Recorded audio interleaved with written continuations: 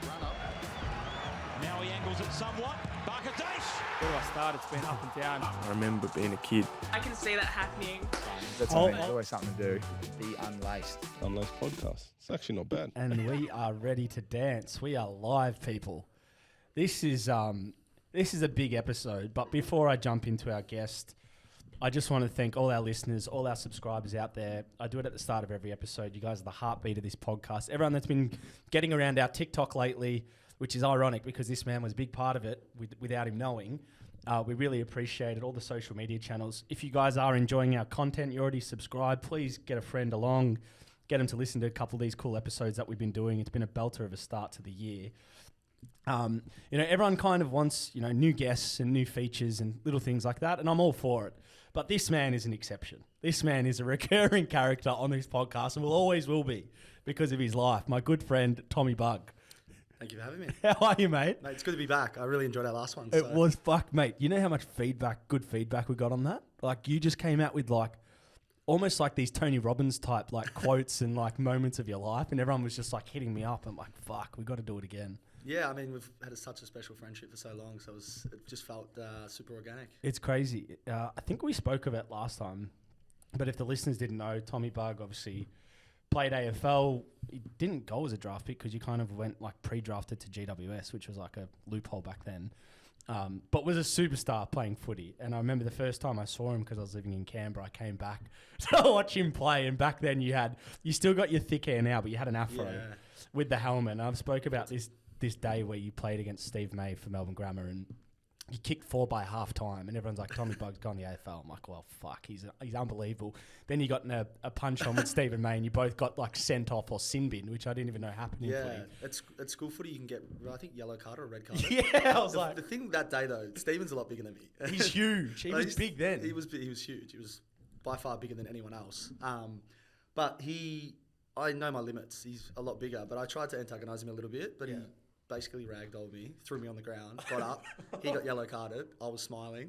Then I got yellow carded. That's bullshit. Yeah, I know. So then I think in school footy it's 15 minutes. You got to sit off 4, but I think it was the rest of the game anyway. But fuck, man. Well, so back then, because we started building a friendship when I was coming back to Melbourne from soccer, where I was living in interstate, and we joined our 18s, and I wanted to talk to you about this because we had Liam Twomey on last episode. I'm not sure if you heard it, but we spoke about candidly. He was so vulnerable, man. I didn't realise he was addicted to ice. It was pretty crazy. Yeah. Crazy to see where he is now as well, on top of that. But we were talking about our 18th birthday, and I didn't actually remember why all the shit happened. And my interpretation was he was selling drugs in the bathroom.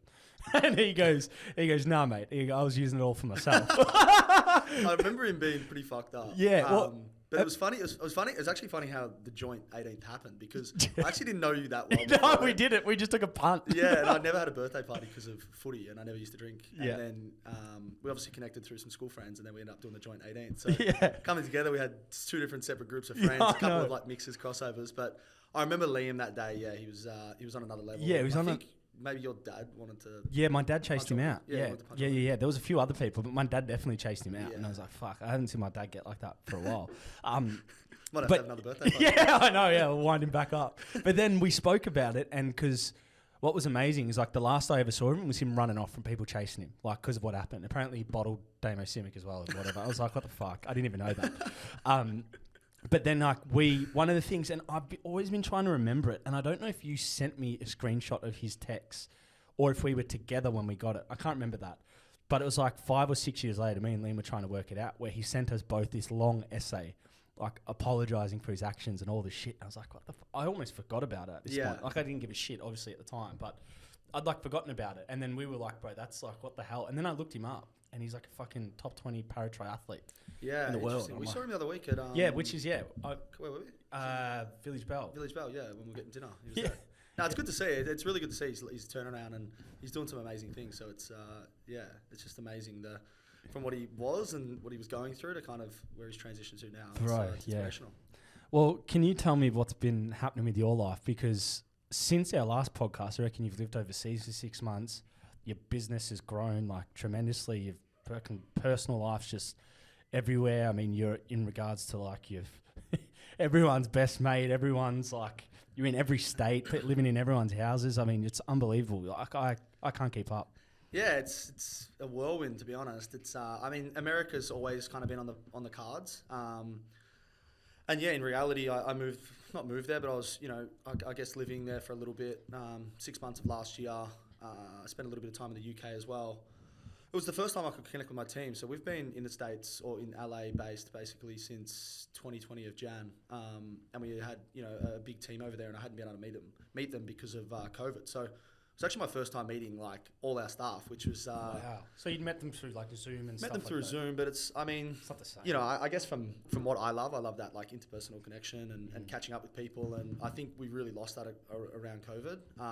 So it was awesome to go there. I guess new opportunities, new challenges presented themselves, and it was exciting. I mean, I love sport and I love like fast-paced stuff. So LA is just that in a nutshell. Sport on every day, every different types of sport. And also, meeting our talent and clients is super important as well. I guess as we want to be a really personalised business, it's important to catch up, in person. So spent a lot of time with the clients and talent, and to be honest, it felt like a little bit of a movie, and I was just grateful every day, and had some of the best times I've had in my life. Is that like the epicenter of your brand? Because for some of the listeners that didn't tune into the first episode, it might be good just to like explain what Zooz Group is, because it's it's a very, very modern day business and futuristic business, because it's going to be so important for people and so much growth there. But can you just explain a little bit in summary for the people that don't know what it is? Yeah. Well, I think, traditionally people will look at us as being probably a talent agency or an agency of some form.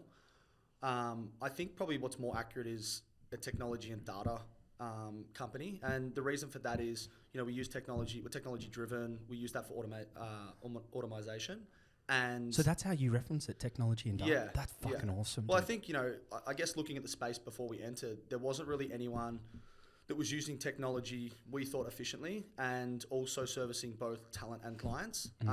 So talent to you is influencers, right? Yeah. Yeah, influencers, athletes, celebrities. Okay.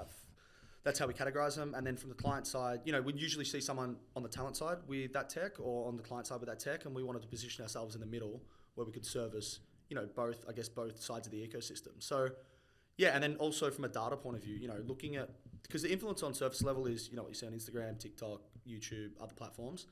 But behind that is what the clients, that's what they're looking for. They're looking for demographics, analytics, statistics. And basically from that, we've been working for such a long time now. I think we're nearly at 4 years. Wow. And what you can do is collect all that data, and then, it's good for predictions of certain fees or certain services in the future. And basically from that, it's allowed us to scale at such rapid growth. So you're kind of like the conduit and the support for managing talent, making sure they're happy, but also providing strategy to help them grow their platform, but equally using that technology and data to drive interest from brands to work with your clients. Yeah, correct. I think there's one part of it with the talent. Obviously, we do represent talent as well, represent clients. So there's two facets of that. I think with the talent side of things, there's the management where it's a 360-degree approach, where not only are we, generating, I guess, opportunities for them from a financial point of view, but just trying to maximize that opportunity, that lifespan that they have in this space, because, there's no real,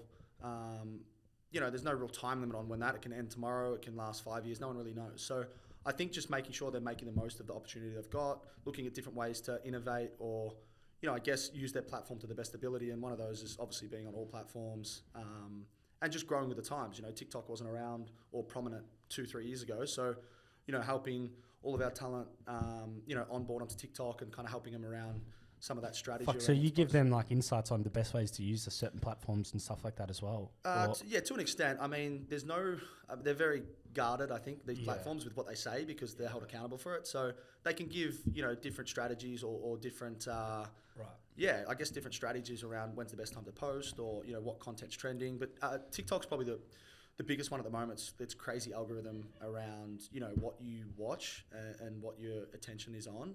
It seems to feed that very, very similar content back to you. Wow, that's amazing, man.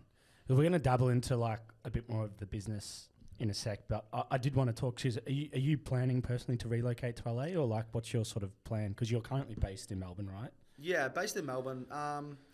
It's probably up in the air a little bit. I mean, we've got the US base, obviously we've got the AU base, you know, equally as important. I think I'll spend my time between both. Right. Okay. Yeah. That's pretty. Because the reason why I asked that is because you got the Melbourne City on lock, and I'm gonna go into it. But I think like it's a fair question to know. Like I think you might be the king of electric Ladyland, man. I genuinely think you are, and I'm gonna talk about this because. How many times have I been there with you? Maybe 2 or 3 times. And one time I know you'd appreciate it because I didn't know you were back from the States. And you messaged me at 10 p.m. at night, and I was like, I'll be there in 5 minutes. You were as well. I was, mate. I was actually up the road having drinks, but I was like on my way out. So I was like, oh, beautiful. So I went there. And for the listeners, Electric Ladyland, it's the wild, wild west of Melbourne. Like, it's probably one of the only clubs that's blossomed throughout and post-COVID. But I go there and Tommy Bugg, like, all right, I knew he knew a couple of people there to help me in. But I've seen him walk in and he's had 45 handshakes and 25 kisses on the cheeks before he's even got through the first door. And then they've got the red carpet up the stairs, which is known as the Tommy Bugg carpet in my eyes. I think you've made that up. I've put a bit of mayo on this, but it's not too far from the truth. But, mate, I love having you here because it's just so much fun. Yeah, for sure. I mean... Electric's a special place. Shared some special memories. We have a lot of people, but yeah, I think it's just good. You know, like obviously work so hard, and yeah, I guess for me it's about balance. So you know, I like to have a good night out, and especially with the people, you people work closest to me. 24/7. Like you can work 24/7 with your officers. Like so, your respite is different. Yeah, well, it's funny. Like I'm even on when I'm out. Like, yeah, you know, like that's exactly what I mean. Emails and stuff, and things that are super high priority. Was it dinner and drinks the other night? Actually, it was 11:30, and I had to take a call. Yeah. But I enjoy it. You know what I mean? Like I've got perspective around what I used to do versus what I do now. So for me, it doesn't really matter. It doesn't feel like work. But yeah, I love obviously love having a good time. Some of my closest friendships have started from just being out or some networks that I've made have been from that. So every now and then I try to stay clear and just really focus in. But I feel like I don't enjoy myself as much. So. Yeah, me too. The worst month is when I have those sober months. They're my worst months of the year, which is not good. No, it's definitely over Christmas and summer. It's a little bit more than probably what it should be. But I think everyone's doing that. So now I want to talk about like LA because I love my football. I actually know you love your football club and country, as we say, mate. Like, it's always 100%, no matter where you play. But somehow you were in LA, and then I went on my story, and it would have been within 24 hours, you're at a fucking English Premier League game. And you're fucking sitting up, you're at Watford, you're with Bajan and a couple of the boys. And obviously, those that don't know Bajan, I won't expose too much. But it's essentially his company is the shirt sponsor of a fucking English Premier League club, which is unbelievable. So when you were going there with him, I'm like, oh, this is going to be interesting. Yeah. 2 stories in, you're literally on the fucking pitch. Getting a photo, and I'm like, mate, I have worked my ass off at soccer my whole life, and this guy's got closer to a Premier League pitch than I have. Yeah, I know, it's ironic, isn't it? And they played Man U that day. It wasn't like it was a big game. I saw Cristiano in the flesh. Fuck. It was special. It was a really special trip. Obviously super close to those guys, and yeah, I guess I didn't really know what to expect. We just went to the game, and was that your first Premier League game you've been to? Yeah, first Premier Soccer League. game even? Nah, come watch you. Oh yeah, of course, mate. Yeah, for 18 people. Nah, I think there's a few more. Yeah. But yeah, amazing experience. Obviously went on the pitch, and yeah, it was just Watford won. They won 4-1. They smashed them. Yeah, so I think they were like, Man U were meant to win. They were like Man U. Yeah, that was early in the season, right? Yeah. I think Man U coach got sacked after that. Or something. Oh my God, it was too. Yeah, that was a kiss of death. Ollie Gunnar went. Yeah, the next day. Yeah, that's right. I messaged Bajan. I'm like, bro, you got my coach sacked. I know. So it's like, yeah, I guess it's going to be hard to go back to an EPL game if it's not like that. Can I ask you just to compare, because I'm interested, because you played at the MCG, you played in front of packed crowds in Australia, and the AFL atmosphere is very unique to any other sport. Like, it's helter-skelter, it's fast-paced, it's high-scoring and stuff, and the crowd's literally, like, involved. But how did it compare to, like, the Premier League atmosphere? Because I remember going to the Premier League when I was a kid, and I was, like, blown away. Yeah, it's interesting, because I've been to many sports, UFC, basketball, NBA, NFL, and then you've obviously got EPL or soccer in general. It's a lot different experience, it really is. I think the nature of, I guess, the support base and how loud it was, like the Watford supporters or members, like they didn't stop for 90 minutes. Wow. And it was and we were like kind of right next to them. So just to see that, like, chanting, singing, all that kind of stuff. It's probably not what happens really at the AFL. Yeah. But yeah, just in terms of just very, very different, but just an amazing experience. So loud. Like, I just remember being like so loud I could barely like hear the guys talk. Yeah, when they score and stuff, it's like mind-boggling. Yeah. I'm going to talk to you about the UFC as well, because I know you went there, but I'm just like, what I think you've always been really good at, and one thing that's notable for a lot of people is obviously you've always been really good with people. So for me, when you came out of footy, like anyone, it's kind of hard at first, but you, from the outside, without actually knowing what was going on in your head, you kind of seemed like you just were a natural in the space you went into, and almost like you had disassociated and disconnected with AFL like pretty quickly. Is that true? Like, were you able to kind of shift into this world, or was there an element of you like, fuck, I wish I was still playing at all? Or No, not at all. I mean, it's interesting, one, like, good with people, because I think it's something people have said to me a lot as I've grown up, but I think the way, I always, for me, I don't think I know everything. So it's always about learning, and I just get a lot out of, obviously love what I do from a work point of view. I get a lot of, from where my purpose comes from and whatnot as well. So I guess in that sense, like, I just love talking to different people that have, been successful or in what they're doing and kind of learning. And in that sense, when you're showing like genuine intent to learn, it probably comes across, or most likely comes across. So I think in that sense, and, I've grown up with an amazing family and my sisters and whatnot, and they're beautiful people and caring people as well. So I think I've just... Shout out the Bugg family. Shout out the Buggs. Legends. Just to be around, I guess, that growing up has helped me. But if I look back on my life as well, I've been around so many different people as well. Like, if you're talking from 6 years old, from basketball to football to all the different teams I've played for, all the coaches, and then obviously from an AFL team, I've been at 3 different clubs, and then, proactively trying to, build relationships and build networks. Yeah. Like, there's so many people that I've met over my time. So definitely when I first started, I could, in terms of having conversations with people and holding conversations, at times it was difficult, especially if, there was a big age gap. But I really feel like now that, I could be put in a room with anyone and kind of find some similarities or... Yeah. Do you reckon the hard conversations you would have had to have in the AFL helped that, like, at all? Or is it just kind of like, it's just your own... Those hard conversations usually directed at me. Yeah, that's what I'm saying. Like, if you're copping that shit, then it's a bit easier to like conversate with other people, because it's not going to be as grueling as what you went through. I mean, there was definitely some times I got some I know. I think one that really sticks out, being in like high pressure situations, is when I did get suspended. I remember just like, they kind of told me what to say, or not what to say, but they just said, these are some guidelines you should touch on, and then obviously express how you want. And then I remember just walking out the door, and I had like 17 microphones in my face. And like, in terms of public speaking back then, I wasn't super, super confident. And then I've got cameras and microphones, and I just remember being like in a little bit of shock. And at this time, right, when this happened, I think you went to the club and said you wanted to like say something, didn't you? Or was that right? Or you got on the mic after the incident happened, you went straight on the mic and did something. I spoke with Richard and apologised. I think that was the best thing to do, to get on the front foot. But yeah, I think maybe I was just a bit delusional at the time, but I genuinely thought walking into that courtroom, that's what you have to do, is pretty much a courtroom.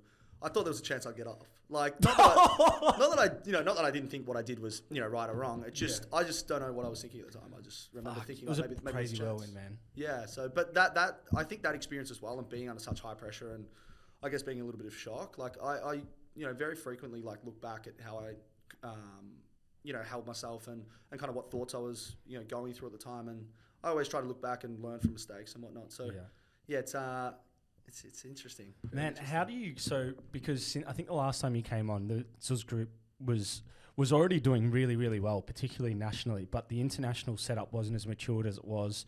The talent that you've accumulated since then is, like, scaled unbelievably, but also, like, staff. So, like, for you, what's interesting is obviously you were once coached and managed by someone else, and then you've kind of gone into, like, a senior leadership role, like, almost straight away.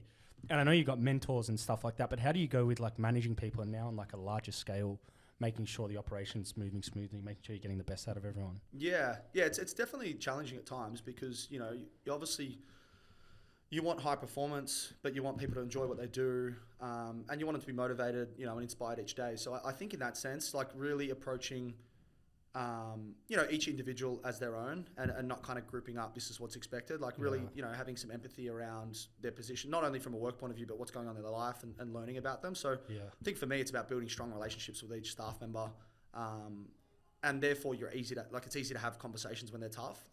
Yeah. But I've always tried to be as transparent as possible and be understanding in the way I approach it. You know, I can't think of any time I've really yelled at anyone, any stuff. Like, I don't think once I've ever done it. So I think in that sense, like really just calculated with my approaches and just making sure that I'm really thinking about it from their point of view as well has definitely helped. But yeah, I guess in a sense of, you know, being at footy, I learned a lot of things that I did like and a lot of things that I didn't like. Yeah, I was about to say that probably more sometimes what you didn't like as well. Yeah, Like that's what I remember most. Yeah, well, footy's very authoritarian and, you know, it's a little bit old school in that sense. And I guess, you know, with our company and it being so unique and so, you know, it's, I guess, modern in a sense. Like, I really want to be with the times and make sure that, you know, people feel valued for what they're doing. Yeah. Do you have that similar approach with talent, or is talent a bit differently because they're obviously... You're kind of like staff's on your company, yes, but talent you're trying to sort of like invigorate and get the best out of as well at the same time? Yeah, again, it's very, very case by case. But I just try to offer support as much as possible. You know, the one thing I want the talent always to know is that I'm here for them no matter what. And I think, you know, if you're sending the message around, my first thing is their health and happiness. So to make sure that they're, you know, healthy and they're happy in what they're doing, and everything else comes second. So I think, you know, sometimes in this business, you know, people are very commercially driven, and don't get me wrong, we're definitely always looking at the commercial value or that in that perspective. But I think making sure that the talent really feel valued as a person before any of that gets done is the key for me. So in that sense, you know, always making sure I'm accessible. I always tell them if it's 1 a.m., 5 a.m., 4 a.m., whatever it is, like, don't ever think that you can't call me. And what a guy. I mean, I want to help, you know what I mean? I get you enjoy. Yeah, that's I enjoy it, that's why it's genuine. It's not like you're putting on a fucking face, which is probably why it's fun for you, the job, because you actually care about what you're doing. Yeah, for sure. I think the thing I love about it is it can be so spontaneous at times, so you don't really know what's around the corner, and I think that really keeps me engaged. There's a story about this recently. I think you went to Sydney, and you're on a fucking boat party, and I'm like, mate, I think we went out the week before, and I'm like, how the fuck are you on a boat? And you're like, no, it's one of my talent's birthday. And I was like, you're actually working, but like you're on a boat party at the same time, where like you obviously have to be there, be present, support your talent. But then you get like this spontaneity of like, fuck, I'm in the harbour of Sydney, like on a boat. I'm like, yeah, I know. What the fuck? It's awesome, cool. bro. It's so cool. It is. It's funny. Like, I don't really think about it like that. And I think what I try to do as well is you know, sometimes really separate that work from that personal relationship, and, you know, going on there and it being a birthday party, really coming across and showing, I guess, from a friendship point of view, rather than, you know, trying to critique anything from a work point of view. Like, I guess the last thing I want to do with a personal situation like that is kind of come across as from a work perspective. So I try to separate that as much as possible, and I think I learned that very early on, that, you know, although from maybe in my world that everything's, you know, a lot of my life's driven by work, that not everyone else is. So just making sure that I'm, you know, understanding what makes people tick. Because some people are super work driven and they love, you know, chatting about work, and other people are like, just tell me what I need to do, and then like, let's not talk about it. Yeah. Yeah, that's a good point. Now, you've been pretty humble about Zooz Group on this podcast, I'm not going to lie, because it is unbelievably booming and it's doing so well, and it's going to only get bigger and bigger. But for me, I'm keen to just kind of get an insight of, like, if you can, like a kind of like a pinch yourself moment, like a moment that when you do this, you're like, holy fuck, this is like, has the potential to be what it's becoming to be. Like, for whether it's partnerships or the brands or even some of the talent you're acquiring, is there some sort of a moment that stands out for you where you're like, wow, this is going exactly where I wanted to go, or it's doing better than what I thought it was? Yeah. It's a tough question. To be honest, I don't really, like, although I'm so grateful, like every day I wake up and I genuinely am happy with what I'm doing. You know, obviously you have challenges along the way, but I try to have the perspective of those challenges, you know, usually end up into a positive in some way, shape or form, depends on how you look at it. Yeah. I think in that sense, you know, I don't really celebrate things too much. However, I think the one moment for me is probably when I'm standing in a box with Conor McGregor. Yeah. Like, Can we talk about that? Yeah, how sure. How the fuck did that happen? Yeah, one of my was this the San Diego LA Rams game? LA Rams, Sorry? LA Rams and is that the team? LA. Because Rams and who's the LA team? I should know this. Wow. No, it wasn't the Raiders. No, it wasn't Raiders. It was the two LA teams, I'm pretty sure. Okay, I don't know. Hopefully I got that right. Anyway, either or. No, it's actually a funny story, because when we first went over there, you know, in this business as well, it's about client experiences. So one thing we did look at was potentially getting a box for the year at the Rams Stadium. And then obviously having our clients come in, our talent come in, and giving that really cool experience because it was pretty much on the field. So that was a working kind of thing. Well, no, this was when I first got there. This is the second day I got to LA.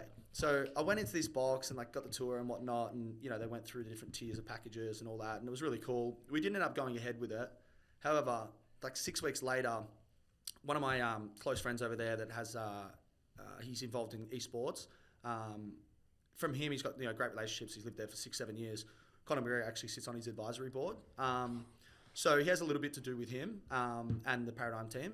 So anyway, funnily enough, he goes, come along to this event later on, or I think it was in a week's time, or might have been in a few days out. He's like, I'd love you to come along. So I was like, sweet. Did you know what you were going to at this point? He said Conor was maybe a chance to come, but there was going to be a few other people in there. So had the chance to see Ben Simmons, Sean O'Malley. Fuck. Also said J.R. Smith. I think the Dallas Cowboys. Oh, they played Dallas, I think, because Dallas Cowboys. Prescott. Yeah. Dallas Cowboys owner's son was there, and we got to meet them. It was a really cool experience. Again, just going into I guess another world of high-profile people, and it was just really cool to see how they operate and hold themselves. And yeah, he just said, there's a chance that Conor will come by. So it was like, sweet. So anyway, I walk into this box, and it's the same box that I did the tour of 2 days in. No way. Yes, and there's hundreds of boxes around. What are the chances of that? I know, so it's crazy. So that kind of pinched my moment because it's I'm into manifestation and whatnot as well. And then obviously, I had the chance to meet Conor, and it was surreal because, even going back to football, I used to channel all my focus and energy around how he trained and this is why I didn't want to overdo it, but you really took a lot from him. Yeah.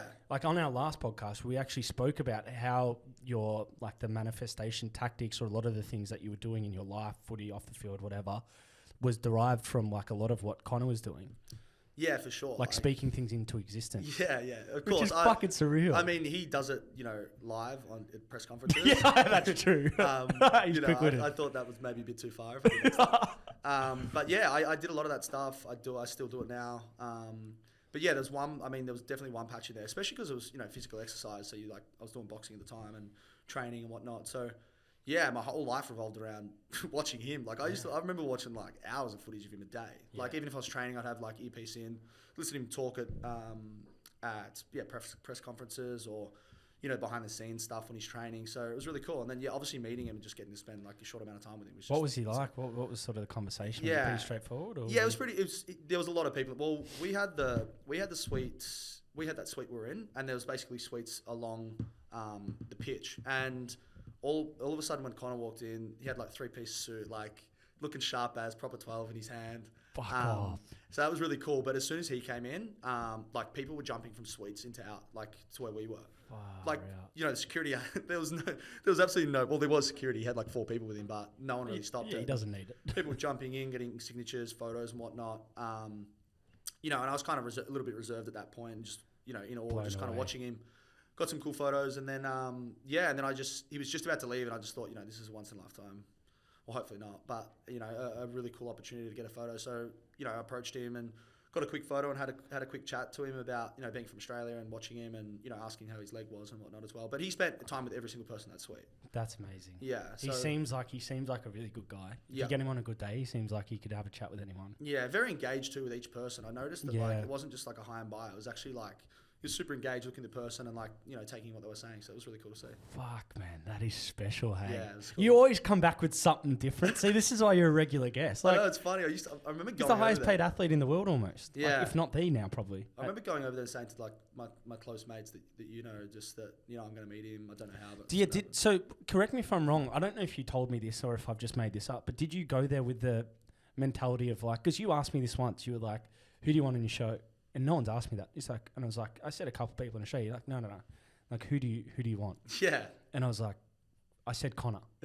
Only because I'm that's a fucking podcast. And I said LeBron James, but I actually think I would rather talk to Conor because I'm he hasn't done any podcasts. No, he doesn't really do them. Yeah. If Joe Rogan can't get him, I'm a bit of a long shot. Yeah, I thought he might have done one with Joe. Yeah, I don't know. But that's, I feel I don't know why I had that in my head that you kind of put that into existence that you wanted to meet him. Yeah, definitely. Oh, it's always, since the day I kind of saw his first fight or his first interview, I wanted to meet him. But, going over there, specifically, with the intention that, I don't know how, but it's going to happen. And It happened. That's pretty crazy, man. Yeah. Now, for me, I could just to come off sport or come back to sports a little bit. Like, given your role now as a CEO, managing people, like, there's obviously some correlation to sport. Like, even though it's not physical exercise, there's the competitive nature that you have, and obviously the people aspect and working in big environments and so forth.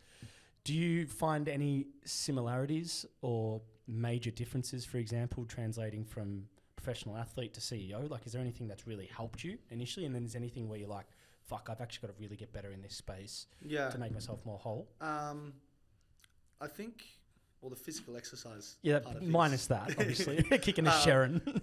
I think the competitive nature of it is because from a football club point of view, you're always trying to get the best out of yourself. So it's super like self-competitive. Well, that's how I looked at it anyway. And then day to day, it's a little bit different in the approach because there's not someone yelling at you every day. So it's really it's self-driven. But yeah, I think that competitive nature, like I really want to do some really special things that, no one thinks that we can do. And I think in that sense, the competitive nature, I think dealing with people. So like, I guess relationships around me, and managing them. They're probably they're the biggest things I think for me as well. Like I want to make it unique. I don't want to go in with like the typical, you have to approach the CEO position like this, like the way you dress, the way you speak, all that kind of stuff. Like I really want to be. You just wear Yeezy shit and off-white. That's your vibe, CEO. I just like to be comfortable, you know what I mean? Yeah, which is good. Yeah, so I mean, there's certain situations where you need to dress nice and look good, but for the majority of the time, I want to do my own thing and approach it differently, and that's why I think for me, it's always been about like focusing on us and doing what we want to do versus looking too far into what other people are doing and trying to replicate. Yeah, I think one of your strengths is that you put yourself on like a flat hierarchy in your business, and also you're completely vulnerable to, if you don't know something, you'll educate yourself to learn it. Yeah, I think one of the things we spoke of last time was you openly will be the first one to say like, I don't know everything, but you're smart enough to surround yourself with people who might be able to help you. Is that still something you're progressing? Like I know you had a lot of mentors. We spoke of the Ferrari story last time. Which went viral, by the way. It's cool. It's a cool story, really cool. Yeah. Like, if anyone hasn't heard that, go back and listen to that episode. Tommy saw a guy in a Ferrari and approached him and said, mate, I love your car. What do you do? I'd love to have a chat. And now it's his business mentor. I know. It's funny because, like, I guess from, a superficial level, it's like, that's a cool car. I want to go, It's so much deeper than that. Yeah. Really. I think just, like, kind of the backstory behind it, actually kind of understanding how that person got to where they got. Yeah. Is kind of what I take out of it and what I think about, very, very frequently. I think I definitely surround myself with, people that, I can add value to, that they can, offer value. I think in that sense, I've always tried, especially from like, a commercial aspect and a business aspect. But yeah, I think it's always just about learning. And I think with time, you really start to appreciate that, sometimes it just takes time rather than, I want everything now. But are you good with patience? It's a bit hard. I find with athletes, you kind of want to do stuff now. I think I'm impatiently patient. Yeah, it's hard. I have to remind myself a lot of the time and just understand that it's just a journey. But yeah, in that sense, I'm always like Googling stuff. Like the amount of times I'm on Google, like Googling things is insane. Yeah. It's probably a bit weird. CEO 101. Yeah. How do you fix it, Google? Literally, I think in that sense, in terms of the flat hierarchy, I really want, to empower people in my business. I don't think that the business, revolves around one particular person. I think it revolves around, the entire team. So, if you can empower every single person within the business and they can bring you ideas and we can do it together, we'll get places much faster and we'll grow to, great. Definitely.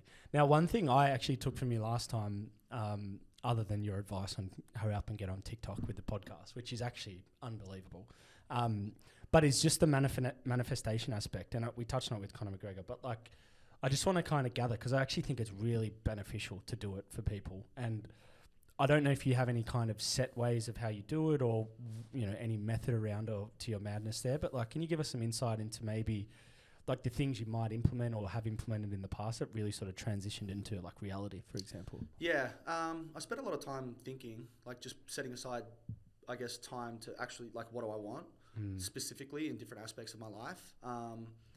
And then I guess once you understand what you want, then you're thinking about it. And I guess just thinking about it daily as well. I mean, I used to write things down a lot. I still do that. But I mean, because I've done it for such a long time now, I catch myself, it's almost like a meditation. I'll be driving and just thinking about the things that I want. So that's like almost like as powerful as at this point. Saying things out loud. People probably think they're weird if they see me in a car driving. I kind of like say things out loud. Yeah. But I find that helps a lot. But yeah, there's just, manifestation's a weird one because it doesn't always end up exactly how you imagine. But I just know that with so many different things that I've done along the time, it just, I guess it's in your mind more. So you're more aware of it. You're looking out for it. You're looking out for those opportunities. And in that sense, I think, that's what's kind of held me in good stead, just continually, because, your brain's a computer. So the more you program it, it's very true. Better chance that, you're going to run into those types of things. But it's funny we're talking about manifestation because I think the last time we talked about Goody. Yeah, we did. Remember I said if I was to see him? Yeah. Oh, did you see him? I saw him that day. I swear to God. I didn't go up to him because he was getting in the car when I was leaving. But I basically I think you called me and told me this maybe. I was losing my mind. But basically we finished up the podcast and then I walked down the street and I was walking down the street and I saw him get into his car on Turak Road. What are the chances of that? I know, it was weird. But we had a massive conversation about it literally half an hour before. Because I think I said, if I see him, I'd definitely say because no hard feelings. It would be deemed that there was bad blood. You're like, no, there's no bad blood. No, like not at all. It's the business, mate. We're all good. And I mean, with what they've done, it was just... Yeah. It's something that's it's funny because back when I first got to the club, it was... we were losing games, but I just kept saying to my family and friends, like, we're going to win a premiership, we're going to win a premiership. Did you feel that back then? I did. Looking back now, there was definitely some... Because the talent you had acquired was fucking going to be superstars. Like, even yourself, like the group they had, players drafted, players from other clubs. The list was amazing. We probably just needed to add a few, like they did. Pieces. Add a few players like Langdon, Steve May, a couple of others. Ben Brown. Yeah, like adding... But definitely the feeling with what I saw, and definitely being at like different clubs, I definitely had that feeling. Even though maybe I was delusional, I don't know. But yeah, I definitely had that. I said it to my friends and family. People thought I was probably crazy.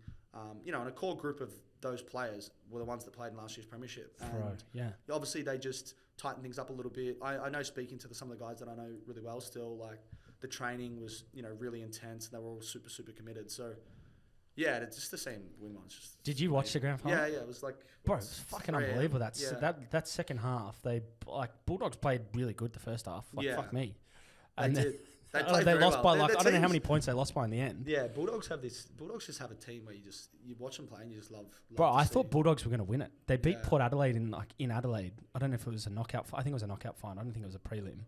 But I was like, fuck, they're in red hot form. Port Adelaide were like a favourite too. Yeah. Yeah, I know. And then Melbourne just holy shit. I think they're going to have long-term success as well. I really do. They've just got such strong foundations. Their team's really young. Yeah. Their key players are young, which is a key to obviously winning. I'll ask you actually maybe a tricky question, but if you were Goody, take away the tactics of footy, knowing you've had huge success, what's sort of your mentality or approach to the playing group to kind of keep them engaged and keep them hungry? Because that's we see teams do go back to back, win triple premierships, but a lot of people have a hangover year as well. It's a hard question.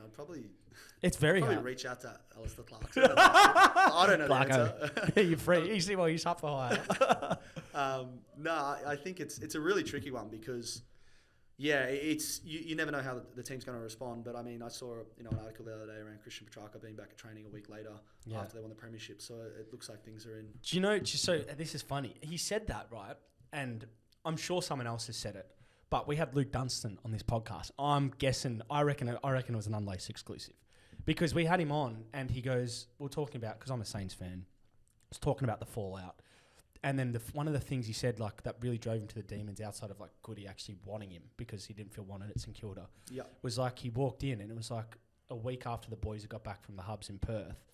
And he goes, Petrarca was just throwing these weights around and smashing it. And he was just taken back by that. But then this is what I even love more about Petrarca. He goes, he said in, I think the article you're referencing, he's like, well, I get paid to train.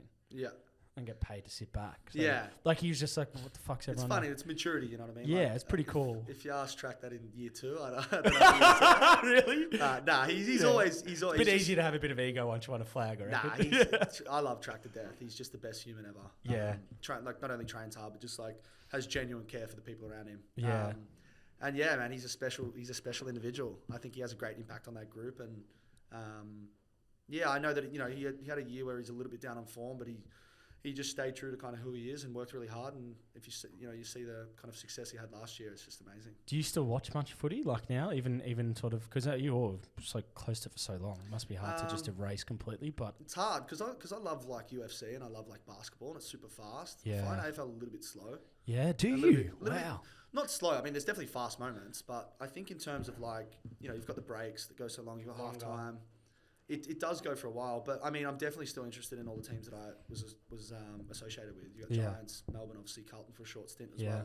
well, and got some really good friends. So yeah, I love watching the players that I know play still, but if you're putting on a couple of teams like North Melbourne Freo on a Sunday afternoon, Yeah, you're probably not gonna maybe see it. pass. But no, actually, yeah, I missed this question when we were speaking about Conor McGregor. But how many UFC fights have you been to? Is it 2 or 1? You definitely went to the McGregor one where he broke his leg, Yeah. which is fucking crazy in Couldn't itself. believe it. I couldn't believe that. I was. Did you go to one recent when you were in LA last time? Yeah, I went to Whose was it? Because I saw you. Usman Covington. Oh wow, that was Yeah. a great fight too. Was that, That number whole 2? card was- Was that number 2? Was that their first fight? That was the second. Second fight, Yeah, yeah. the most recent one. Fuck, bro. Yeah. Can you explain to me, because I've never been to a UFC fight. I didn't even go to the one in Melbourne, which I really regret. But everyone that's gone there, and this is like neutral people that I don't know, and massive sports fans say UFC is the best event they can go to in Yeah. sport. Yeah, it's probably my favourite, definitely. Why? Why is it so good? 'Cause people trying to kill each other. Besides the line. No, it kind of sounds a bit sick in that sense, but it's so skillful, and I guess in 1 second it can be over. So you're kind of on the edge of your seat, just waiting for kind of that moment.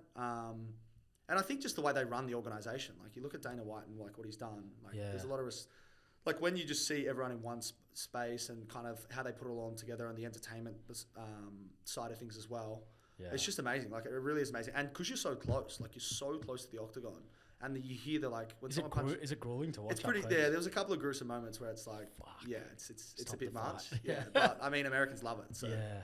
Wow. Do you take anything away from Dana? Because like obviously he gets a lot of shit with the pay yeah, for fighters, but he's probably my favorite like sports persona in a press conference because he just doesn't. Unfiltered? Yeah, he just doesn't Yeah. budge from like questions, and he just answers it straight out, and he doesn't like he's so transparent. yeah, he's great.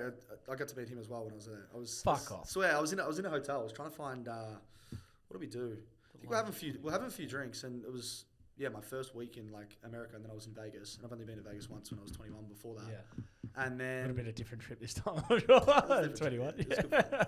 And then and I was just walking around and I got lost in the hotel. Like the hotels over there are huge. Yeah. I couldn't find my room. So I was sitting down. I don't know. I got maps out. I don't know why I got maps out because I was in a hotel. And I'm sitting there and then I look up and it's Dana. And I just yelled out. Just said, hey, man, what's going on? Fuck. Just said I'm a big fan of like what you've done and what you've created. And he was super nice and got a photo. And No wonder Electric Ladyland's a piece of piss. Fucking hell. He's rubbing shoulders at Dana and Connor. Electric's great as well. No, it is. It is. Mate, it's look, I know we're probably up on time, but I did just want to talk one thing because I do want to thank you on your perspective, and this is probably why it's beneficial to have some friends that are knowledgeable in some other areas. But TikTok, dude, that is the best platform going around, and I was very ignorant to it because I associated it with like young kids, pretty boys, Yeah. like kind of like quirky dances and songs that I wasn't like into. But man, it is unbelievable. Yeah, it's an amazing platform. It really is. I think the algorithm's a beast in itself. If you look at TikTok, the first page when you open the app is a For You page. So it's feeding you content that it believes you're going to be engaged with, Yeah. and then it's probably the only platform where you really just swipe through and you're following people. You're looking at content that from maybe people you don't follow. Yeah. I know you can change that, but the basic setting I think is Yeah. For You page. So to see that, and then you being able to post a clip of content and it to go viral overnight or get 1 million views. There's no With one you can have no followers and a clip can get 50k views. Yeah, it's insane. You So can't do that on Instagram. that's I think what's so appealing to people to get on the app. Yeah. And it's like obviously you're on it. It's like so addictive. Dude, I've got like I don't know how many followers we've got. We've got under 1,000, but I reckon I've got close to 500,000 views. Yeah. From like 20 videos. Yeah, it's an amazing platform. I think which is insane. When they don't cap that, when they don't cap it with an algorithm and they really just let the app blossom with kind of whichever way it goes, then that's what you see. That's what you see. I think Instagram, there was some algorithm stuff and how they changed it from chronological to whatever the other setting was. It kind of changed how things worked, and people weren't getting as many likes or as many views. Yeah. Then you look at TikTok and you can get It's just amazing, million bro. views overnight. It has to be appealing to people, especially the younger generation that want Correct. everything now. Yeah, true. Well, I know you got a meeting, mate, so we better run. But I just want to thank you, Tommy Bugg, for coming on. The listeners, get following Tommy Bugg, mate. It's an MTV show. It's a life. It's awesome. He's developed it. He's worked hard for it. He's vulnerable with his learning. One of my good friends, mate. Well, I know we're going to have you on again, so it's not goodbye. But appreciate you coming in, brother. Always a pleasure, mate. Can't wait. Beautiful.